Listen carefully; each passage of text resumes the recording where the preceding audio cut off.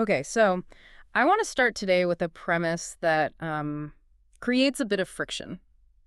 We live in a culture, and honestly, a business environment, that is just absolutely obsessed with passion. We hire for it. We look for passionate leaders, passionate creatives, people hmm who have that fire in their belly.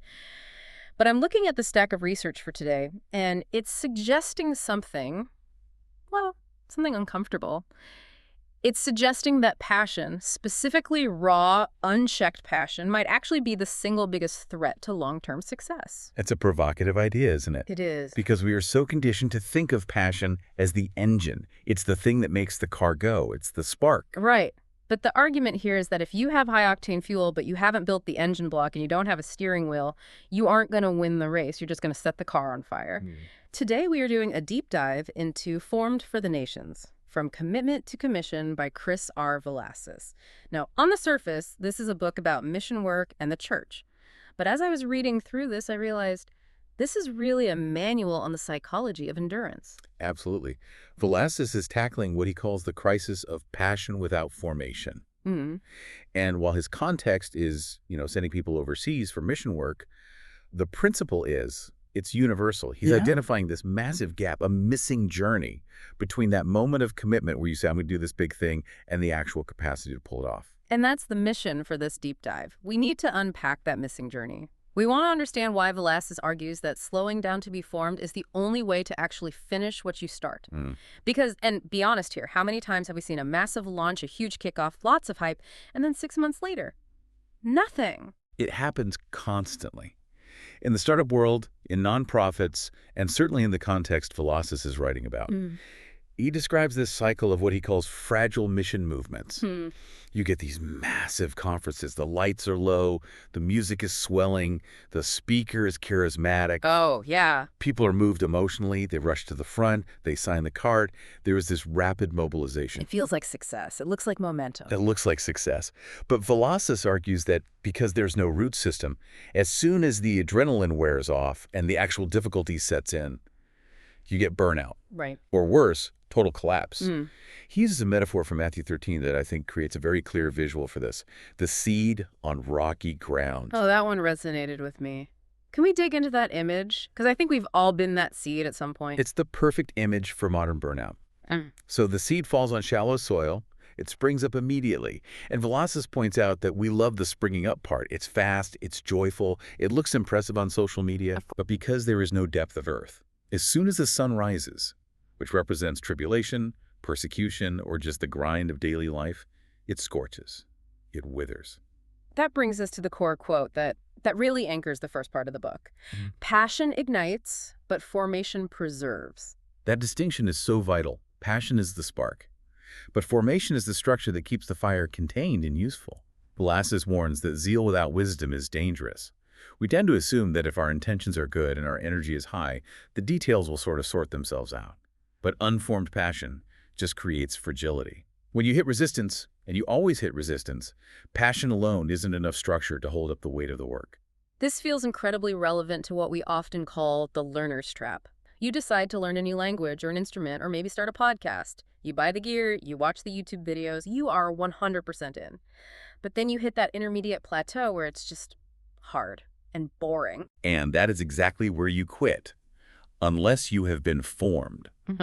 Villasis doesn't just say, try harder or find more passion. He actually looks back at historical and biblical patterns to show that the waiting period, that boring plateau, is actually a feature of the design, not a bug. And the timelines he lays out are just staggering. We think of figures like Moses or David as these heroes who just burst onto the scene ready to lead.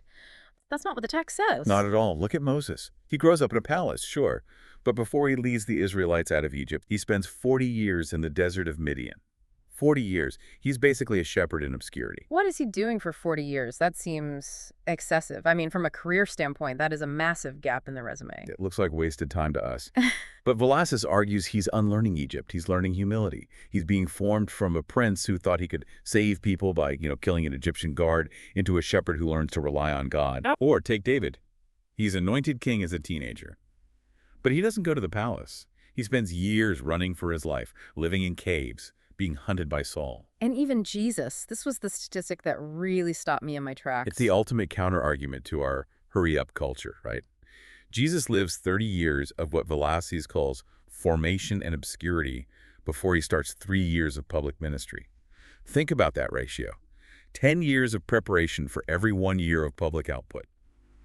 Villasis just drives home the point that God seems to value who we are becoming significantly more than what we are producing. That is a very hard pill to swallow in a metrics-driven world. If I go to my boss and say, I'm taking 10 years to prepare for my next 1-year project, I'm getting fired immediately. You're definitely getting fired. Right. But that's the tension. The world measures speed, size, and immediate ROI. Formation measures depth, character, endurance. Villasis is arguing that if you want to build something that lasts a lifetime, you just cannot use the world's metrics. You have to shift from doing to becoming. So let's pivot to the practical side of this. If we accept the premise that we are rocky ground and we need deeper roots, how do we actually do that? Because becoming sounds nice, but it's vague. I can't put becoming on a to-do list. Right. And this is where the central pivot of the book is a concept he calls identity before method. Okay, unpack that. Because usually if I want to be effective at something, sales, leadership, even parenting, I look for a method. I want the top 10 tips. I want the script. And that is exactly what Villasis critiques. He says most people and most organizations, they look for a technique. How do I persuade? What is the strategic plan? But he argues that true effectiveness is an overflow of your internal transformation, your union with Christ. If you try to use a method without the underlying identity, it becomes a performance. It's like acting. Exactly. It's the difference between acting like a patient person, because you read a book on patience, and actually becoming a patient person. One requires constant, exhausting effort to keep the mask on. The other is just who you are. And Villasis lays out what he calls the architecture of formation to build this identity. It's a structure built on 3 pillars: share, pray, and go. But he redefines them, right? Because share, pray, go sounds like every generic bumper sticker I've ever seen. I feel like I've heard that sermon 1,000 times. He radically redefines them. He moves them from activities you do to expressions of who you are. Okay, let's start with pillar 1, share, or as he calls it, witness. Now, for a lot of people, the word evangelism triggers a stress response. It feels like a sales pitch where you're trying to close a deal on someone's soul. It feels gross. It feels like a high-pressure obligation. Villasis calls that the old way.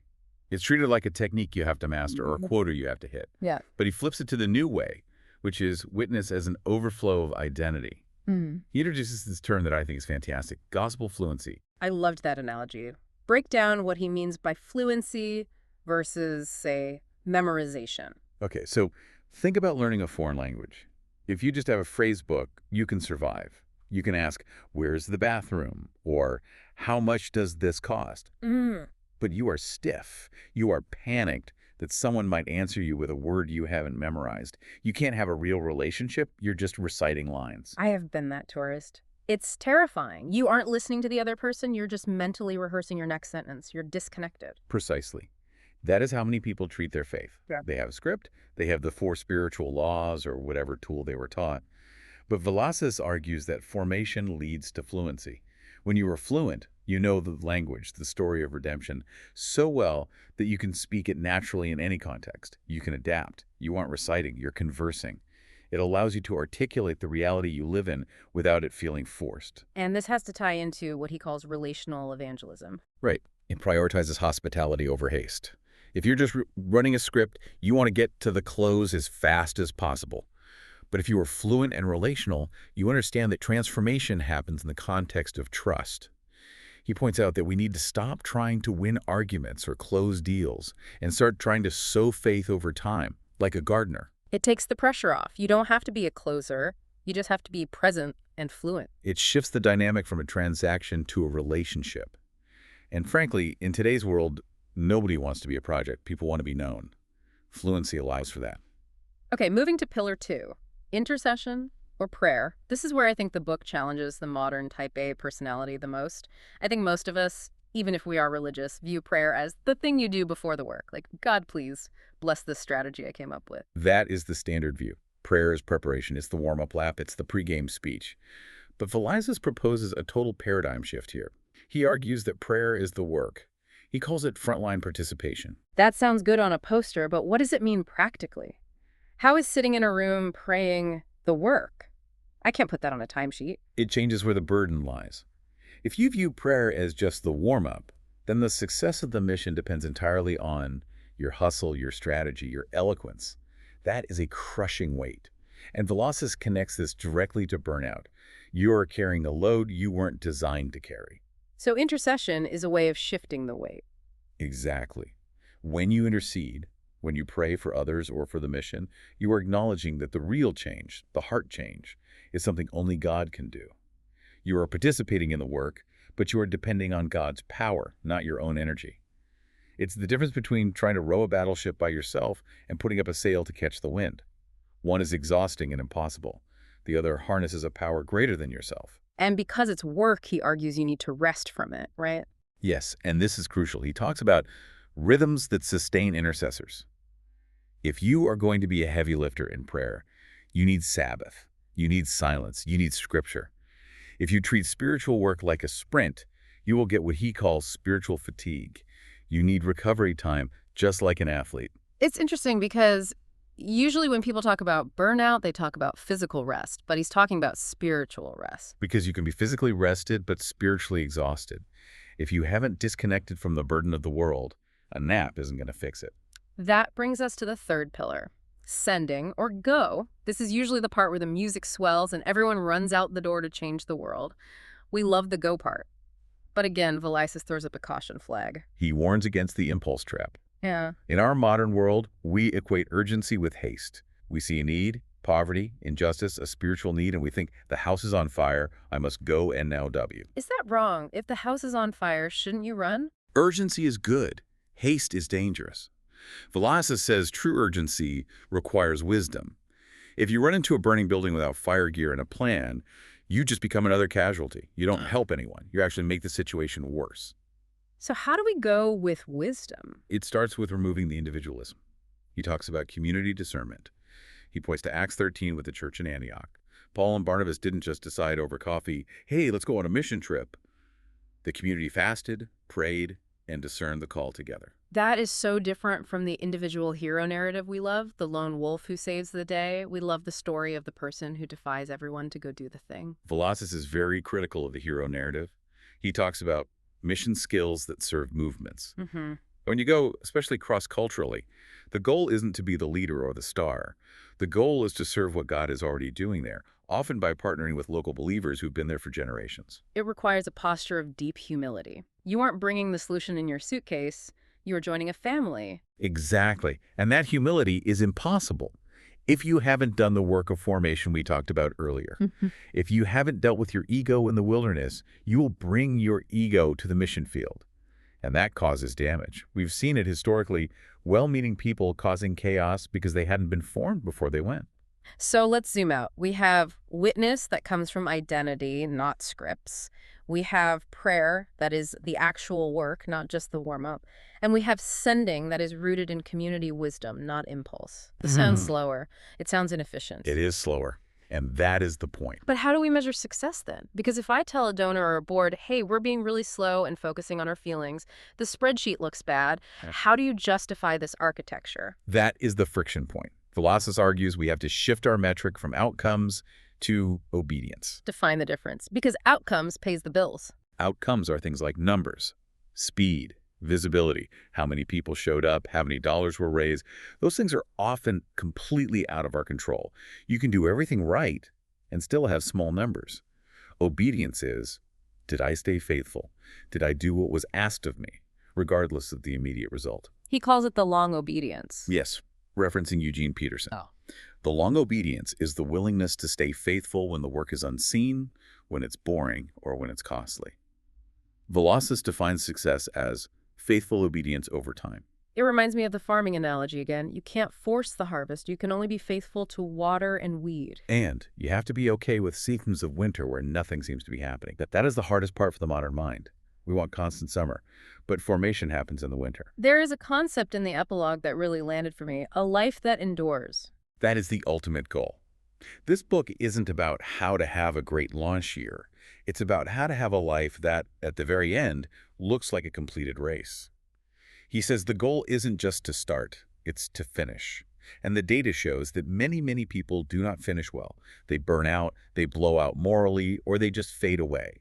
You can only finish if you have built that architecture of formation. It really changes the picture of what a hero looks like. It's not the guy on the stage with the pyro and the thousands of followers. It might be the person who has been faithfully showing up, praying, and serving in obscurity for 40 years. Exactly. That is the difference between a fragile movement and a lasting legacy. One is built on personality, the other is built on formation.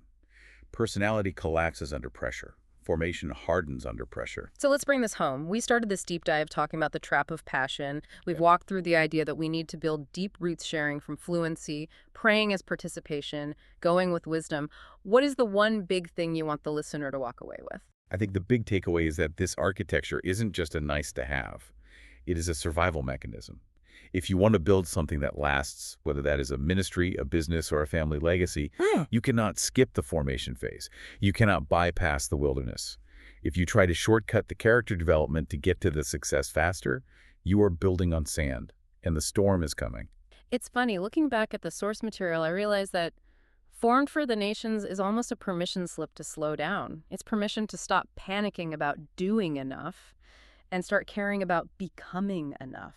That is a beautiful way to put it. It's an invitation to a heavier, more grounded kind of life. I want to leave you with a thought from the book that I think will haunt me, in a good way, for a while. Villasis poses this challenge. The question is not simply who will go, but first, who is willing to be formed? That's the question. And that is a scary question, because going is exciting. Going feels like an adventure. Being formed, that sounds like surgery. That sounds like pruning. It sounds painful. But it is the only way to bear fruit that actually lasts. So as you go about your week, I want you to look at your calendar, look at your to-do list, and ask yourself, are you prioritizing your output, what you're making, what you're doing, how busy you are, or are you prioritizing your inner formation? Because according to Villasis, only one of those is going to stand the test of time. Thanks for diving in with us. It's been a pleasure. We'll catch you on the next Deep Dive.